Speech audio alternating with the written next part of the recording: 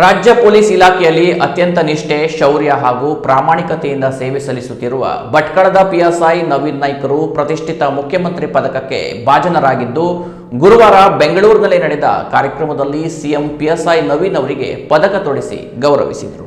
ಭಟ್ಕಳ ನಗರ police ಠಾಣೆಯಲ್ಲಿ PSI ಆಗಿ ಕರ್ತವ್ಯ ನಿರ್ವಹಿಸುತ್ತಿರುವ ನವೀನ್ ಎಸ್ ನಾಯ್ಕ್ ಅವರು ತಮ್ಮ ವೃತ್ತಿಪರ ನೈಪುಣ್ಯತೆಗಾಗಿ ಮುಖ್ಯಮಂತ್ರಿ ಬಂಗಾರದ ಪದಕಕ್ಕೆ ಆಯ್ಕೆಯಾಗಿದ್ದಾರೆ. ರಾಜ್ಯ ಸರ್ಕಾರ ಪ್ರಕಟಿಸಿರುವ ಒಟ್ಟು 153 ಮುಖ್ಯಮಂತ್ರಿ ಪದಕ ವಿಜೇತರ ಪಟ್ಟಿಯಲ್ಲಿ ಭಟ್ಕಳ ಪಿಎಸ್ಐ ನವೀನ್ ನಾಯ್ಕರು ಸ್ಥಾನ ಪಡೆದಿದ್ದಾರೆ. ಅವರು ಮಾದಕ ದ್ರವ್ಯ ಜಾಲದ ವಿರುದ್ಧ ಸಮರ ಸಾರಿದ್ದಲ್ಲದೆ ಅನೇಕ ಗಂಭೀರ ಅಪರಾಧ ಪ್ರಕರಣಗಳನ್ನು ಅತ್ಯಂತ ಚಾಣಾಕ್ಷತನದಿಂದ ಭೇದಿಸಿದ ಹಿನ್ನೆಲೆಯಲ್ಲಿ ಇವರಿಗೆ ಈ ಗೌರವ ಒಲಿದಿದೆ.